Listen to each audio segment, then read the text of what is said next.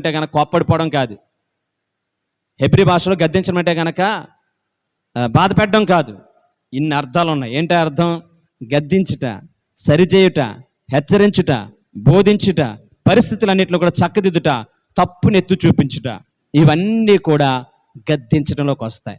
అబ్రహాము అబీమెలెకు దగ్గరికి వెళ్ళి నీ తప్పుది ఇది, నీ దగ్గరున్న వాళ్ళు చేసిన తప్పుది ఇది అని చెప్పి గద్దించాడు. లేకపోతే కనుక సమస్యను పరిష్కరించుకోవడానికి, పరిస్థితులు చక్కదిద్దడానికి, బోధించడానికి వెళ్ళాడు. అలా వెళ్ళాడు. ఇద్దరు కూడా కూర్చున్నారు. ఇద్దరు ఎలాంటి మాటలు మాట్లాడుకున్నారు తెలుసా? ఒక నిబంధన వేసుకుని ఏం చేసుకున్నారండి? నిబంధన. ఏం చేశారండి? నిబంధన. ఏంటా నిబంధన? అప్పుడు వరకు కూడా అందరూ కూడా శత్రువులు అనుకున్న వేళ్ళలో అబ్రహాము అబీమెలెకు దగ్గరికి వెళ్తున్నప్పుడు ఏం తీసుకెళ్ళాడో తెలుసా? కొన్ని జంతువులను తీసుకెళ్ళాడు, కొన్ని గొర్రెలను తీసుకెళ్ళి ఆయనకి ఇచ్చాడు. అంతేకాకుండా ఇవన్నీ నీకు ఇస్తున్నా, ఇవన్నీ నీకు ఇస్తున్నా. రెండోది, ఇవి కాకుండా ఒక 7 గొర్రెలని ఇస్తున్నా. ఏంటి ఇందాక ఇచ్చావు కదా 7 గొర్రెలు? ఏంటంటే ఇవి నీకు నాకు నిబంధన, బైర్సెబా అంటే ఈ బావి నాది అని చెప్పడానికి, సాక్షిగా ఉండడానికి ఈ యొక్క గొర్రెలు నీకు ఇస్తున్నాను అన్నాడండి.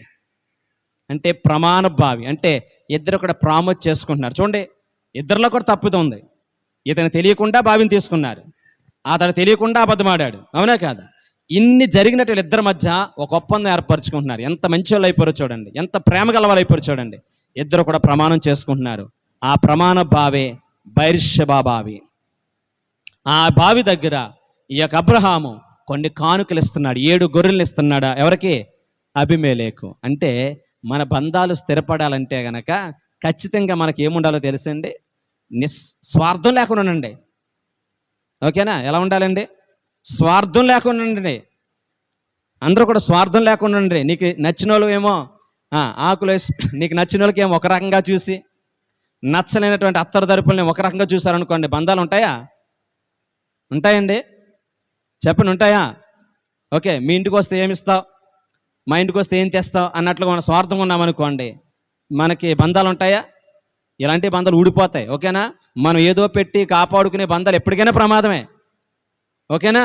ఎప్పుడు కూడా మన బంధాల్లో స్వార్థం ఉండకూడదు. అబ్రహాము బంధంలో స్వార్థం లేకుండా నిబంధన చేసుకుని తన దగ్గర ఉన్నటువంటి 7 శ్రేష్టమైన గొర్రెల్ని అబ్రహాముకి ఇచ్చాడు. అక్కడ